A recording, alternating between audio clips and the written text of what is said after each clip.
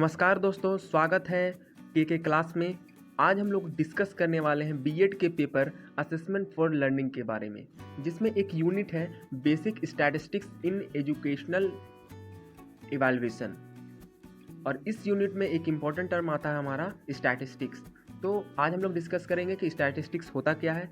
इससे प्रीवियस में एक मैं वीडियो बना चुका हूं जिसमें मैंने स्टैटिस्टिक्स के हिस्ट्री, इंट्रोडक्शन और डेफिनेशन तीनों का अच्छे से डिटेल में डिस्कस किया हूं, तो उसे आप जा करके देख सकते हैं। और इसके साथ हम लोग आज इस वीडियो में डिस्कस करने वाले हैं कि व्हाट इज एजुकेशनल स्टैटिस्टिक्स, शैक्षिक सांख्यिकी क्या है, इसके नीड्स, यूजेस और एडवांटेज को मैंने कंबाइंड में पॉइंट वाइज अरेंज किया है कि जब भी आपके एग्जाम में उसके नीड, यूजेस या एडवांटेज को पूछे जाए तो आप उसे आसानी से लिख पाएंगे। और इसके डिसएडवांटेज मतलब इसकी क्या क्या सीमाएं हैं उनको भी मैंने अच्छे से डिस्कस किया है। तो चलिए सीखते हैं।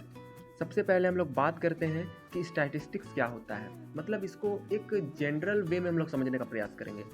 तो स्टैटिस्टिक्स सबसे पहले तो एक गणित की शाखा है जिसमें हम लोग क्या करते हैं, जो भी हमारे पास आंकड़े आते हैं, आंकड़े हमेशा हमारे पास निश्चित और अनिश्चित रूप में आते हैं। निश्चित कहने का मतलब है कि यदि आपको कहा जाए कि आपको एक क्लास में 50 बच्चों का हाइट मापना है, तो वहाँ पर आपके पास एक निश्चित आपको सूचना मिली हुई है, एक डाटा मिली हुई है कि आपको सिर्फ 50 बच्चे का ही हाइट मापना है।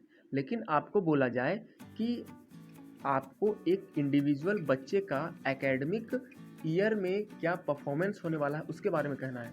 फॉर एग्जांपल, अगर कोई बच्चा पहले एग्ज़ाम में, एक क्लास के एग्ज़ाम में फर्स्ट आता है, दूसरे में सेकंड आता है, तीसरे में भी फर्स्ट आता है और चौथे में फोर्थ आ जाता है, तो उस आधार पर आपके पास जो डाटा है वह अनिश्चित के फॉर्म में है।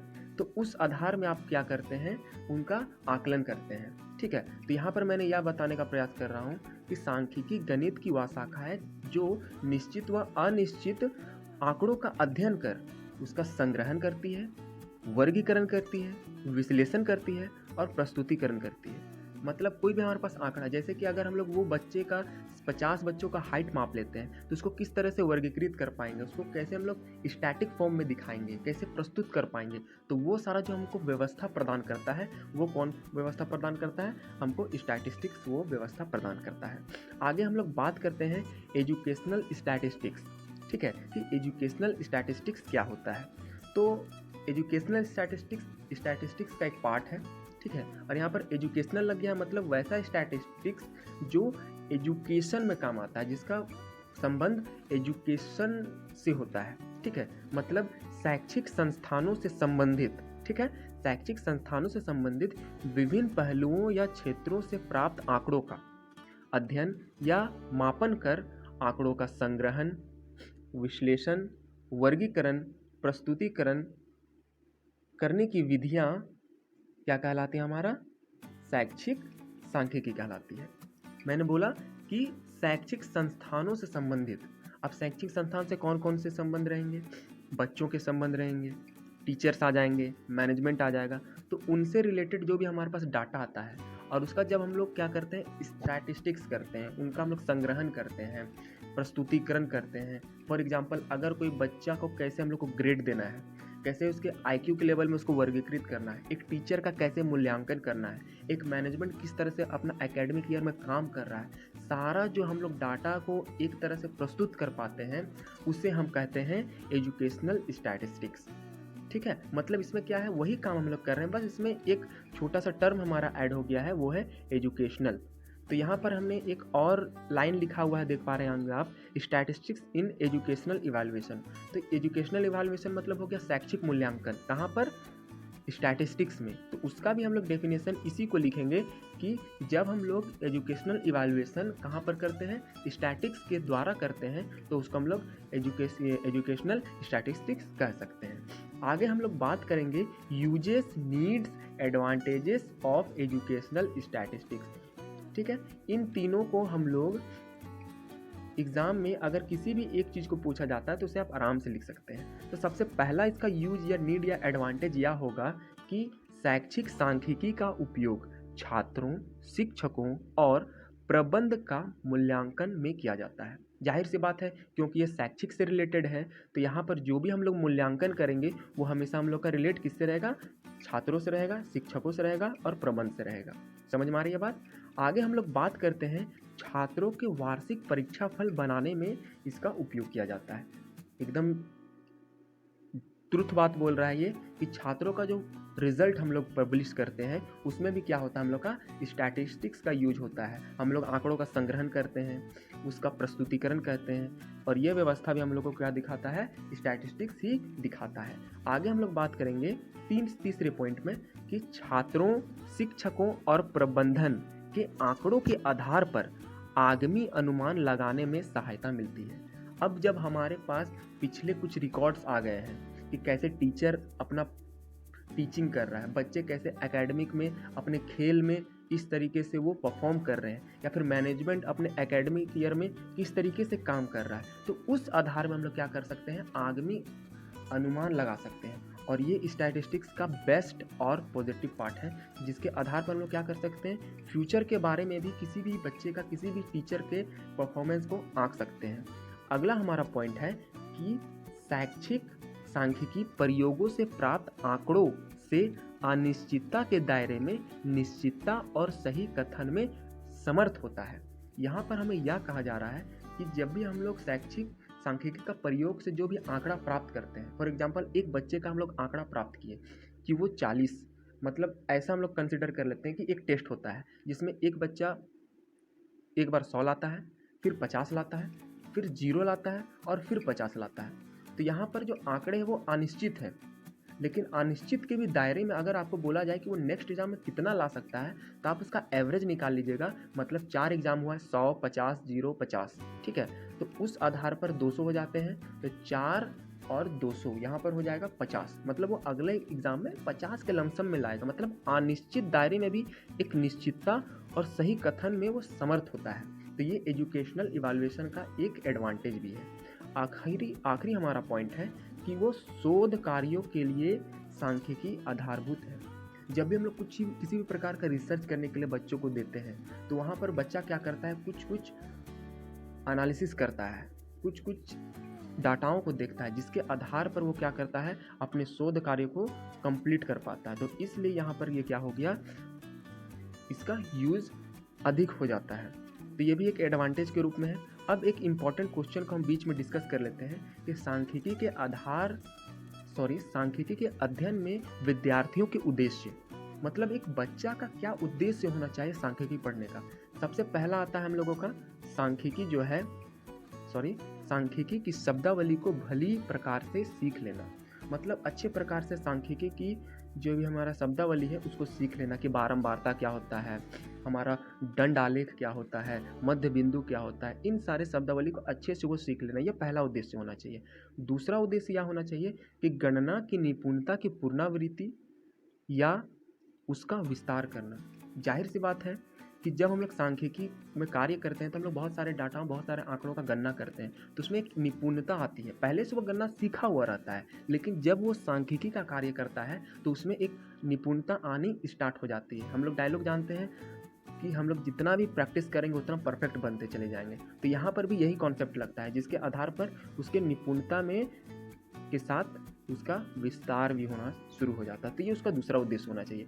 तीसरा हमारा यहाँ पर बोला जा रहा है कि सांख्यिकी के परिणामों की सही व्याख्या करना सीखना।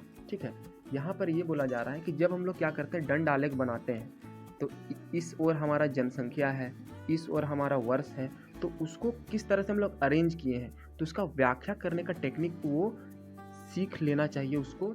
ये उसका तीसरा उद्देश्य होना चाहिए। चौथा उद्देश्य है कि सांख्यिकी के तर्क को ग्रहण करना। हमारा जो स्टैटिस्टिक्स होता है वो टोटली लॉजिकल होता है। फॉर एग्जांपल, अगर वो एग्जांपल मैंने लिया था प्रीवियस वाला ही, कि एक बच्चा एग्ज़ाम में 100 लाता है, फिर 40 लाता है, इसको चेंज कर देते हैं, 100 लाता है, 40 लाता है, 60 लाता है और फिर 100 लाता है। तो अब इन सारे को जोड़ देते हैं हम लोग, तो 100 हो गया 200 और 300, मतलब 4 और 300। तो यहाँ पर लमसम हमारा आ जा रहा है 70-75 के करीब। तो यहाँ पर एक लॉजिक लगाता है, बच्चा लॉजिक लगाता है कि सांख्यिकी के आधार पर हम लोग लॉजिकल थिंकिंग के रूप में यह बता सकते हैं कि उस बच्चे का 75 के लमसम में आएगा। या फिर जब हम लोग शोध कार्य करते हैं तो पिछले डाटाओं के आधार पर हम लोग एक लॉजिक लगाते हैं कि इस तरीके का वो नेक्स्ट होगा या फिर ऐसा हुआ होगा। तो हम लोग को क्या सिखाना है बच्चे को, उसका यह उद्देश्य को विकसित करना है कि वो उसके लॉजिक चीज़ को आत्मसार कर ले, ग्रहण कर ले। अगला हमारा पॉइंट है कि यह सीखना कि कहाँ सांख्यिकी का प्रयोग किया जाए और कहाँ नहीं किया जाए। सांख्यिकी का हर एक जगह में प्रयोग नहीं किया जा सकता है। फॉर एग्जाम्पल, अगर हमारे पास किसी क्लास में हम लोग जब हाइट मापने जा रहे हैं तो किसी एक बच्चा का हमारे पास डाटा है, तो उस डाटे के आधार पर हम सारे बच्चों का हाइट नहीं बता सकते हैं। तो इसलिए हमको बच्चे को यह भी बताना ज़रूरी है कि किस जगह हम लोगों को सांख्यिकी का यूज करना है और किस जगह हम लोग को सांख्यिकी का यूज नहीं करना है। चलिए आगे हम लोग बात करते हैं डिसएडवांटेज में, यानी कि इसके ड्रॉबैक के बारे में। कोई भी चीज़ 100% शुद्ध होता नहीं है, उसी प्रकार सांख्यिकी का भी कुछ कुछ डिसएडवांटेजेस है। पहला है सामान्य निष्कर्षों के आधार पर वैयक्तिक तथ्यों का निर्वचन करना। यहाँ पर यह कहा जा रहा है कि कोई भी सामान्य तथ्य रहता है या फिर सामान्य निष्कर्ष। फॉर एग्जाम्पल, अगर किसी व्यक्ति का, अगर किसी बालक का, ठीक है, बुद्धि लब्धि बहुत ही तगड़ा है, बहुत ही अच्छा है, तो जरूरी नहीं है कि वो अपने शिक्षा में पूरी तरीके से प्रगति कर पाएगा। कुछ परिस्थिति के कारण हो सकता है उसके शिक्षा में रुकावट आए, ठीक है। तो सामान्य निष्कर्ष के आधार पर वैयक्तिक तथ्यों का निर्वाचन करना, ये हम लोग कर देते हैं। इसका IQ बहुत अच्छा है तो जाहिर सी बात है उसका शिक्षा में प्रगति बहुत ही बेहतर होगा, लेकिन ज़रूरी नहीं है। हो सकता है कि वो उसका फिर माइंड डाइवर्ट हो जाए या फिर वो अच्छे से पढ़ाई ना कर पाए, कुछ भी परिस्थिति आ सकती है। तो एक सामान्य निष्कर्ष पर उसका हम लोग पूरे व्यवस्था को नहीं बता सकते। तो ये इसका पहला डिसएडवांटेज है। दूसरा डिसएडवांटेज है कि संपूर्ण तथ्यों की मूलों को ध्यान में रखे बिना उस न्याय दर्शन के आधार पर निष्कर्ष निकालना। यहाँ पर मैं सेम एग्जांपल से रिलेट करूँगा कि संपूर्ण तथ्य कहने का मतलब है 50, एक क्लास में 50 बच्चे हैं। अब हम लोग क्या किए, सबका हाइट मापने गए और 3 का हाइट मापे, मतलब 150, 160 और फिर 150।